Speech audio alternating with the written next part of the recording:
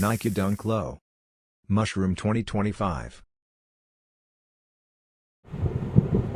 The most recent version of Peter Moore's 40-year-old design has a whimsical embroidery of the Mushroom Kingdom along with a springtime-appropriate color scheme called pearl pink, white, olive aura, elemental pink.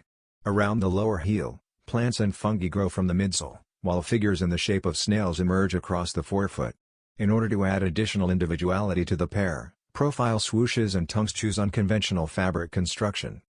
Nike Sportswear's well-known style, which adds a quirky mushroom stamp to the natural cork footbeds, unifies the range.